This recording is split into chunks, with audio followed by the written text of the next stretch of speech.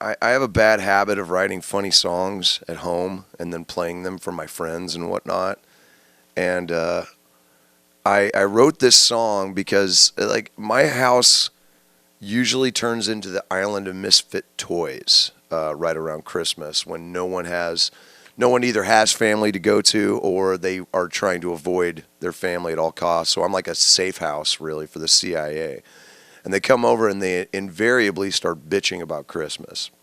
So after sitting and listening to that for years, I just kind of got the inspiration and I just wrote a very Scroogey Christmas tune. And it came out a lot funnier than I even realized it would. I demoed it on my home computer, and I sent it to my manager, who apparently forgot that it existed, and then out of nowhere, like 3 months ago, calls me up. He's like, "Dude, we've got to record this. This is amazing." And I'm like, "What? What are you talking about?" You know. So it kind of came from that, basically. It was a tune that just kind of made me laugh, and I played it for people, and it was just a lot of fun. And then it became this big, weird thing, you know. So I had a day off on the last European tour. We went into Metropolis Studios in London, and just in 6 hours and 4 pots of coffee, came up with this pretty bitchin' version, man. Like it was a lot of fun. My buddy Stuart played on it. I co-produced it with my friend Dave Nichols, and we just had fun with it. You know, it was like one of my favorite recording sessions. Let's put it that way, because all we did was laugh. It was just a lot of fun, and here we go.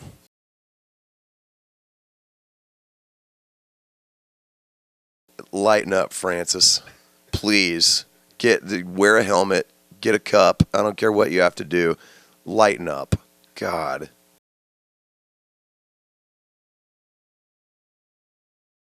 No, not really. I mean, it's when I'm not talking about me, it's kind of easy, you know. I mean, you're talking about somebody else, so it's like, let him be the drunken Scrooge, basically. For me, it was just it was more about like all the other stuff, and just driving this dude to just be like, oh God, give me a beer, like I can't even take it. No, that's the irony of it. I love Christmas. I mean, it's not even from my point of view. It's from like all my friends' point of views. And yeah, I mean, I love getting the family together. I love getting friends together. I love hanging out on Christmas. I love having, I love it when you feel kind of snowed in. Like especially in the Midwest. When like there's a lot of snow going on. The family's all there. You're just all hanging out. Yelling and just having a good time, I love that vibe. And, so for me, it was just kind of fun to take the piss out of that, basically.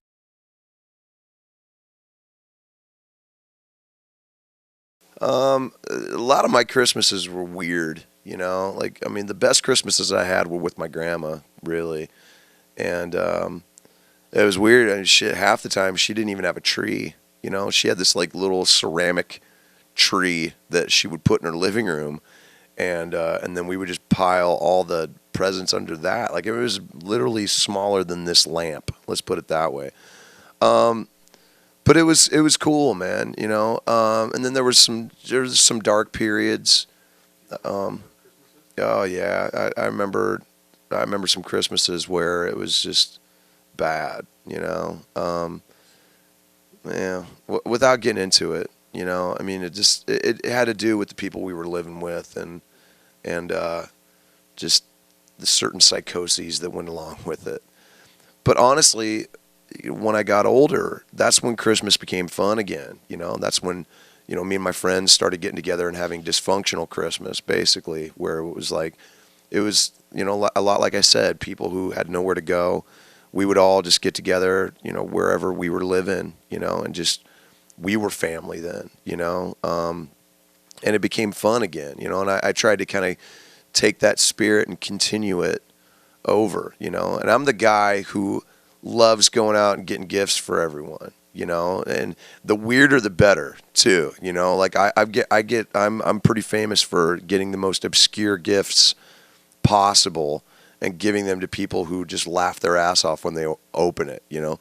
But at the same time, it's done in that spirit of, you know, like, let's get together and have fun and just laugh, you know.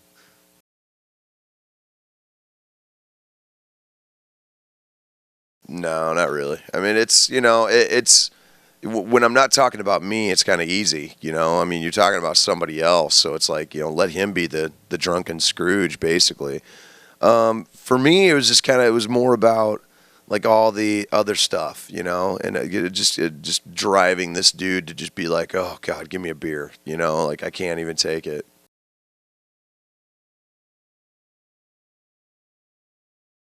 Lots of layers of clothing. It's going to be very cold, and no, you know, I mean, we're working on a different set right now, something that's going to be that's going to just kind of be almost an amalgam of the two sets that we've done last year, with some different songs. We're gonna more than likely gonna put "Hesitate" in the set list, and we're just gonna try and make it a different set so people come and they see a different show.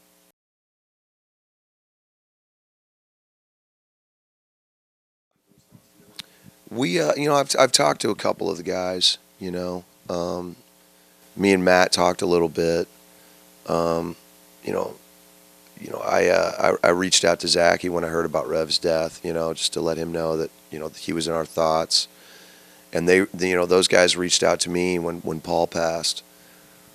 But it's, you know, it's not.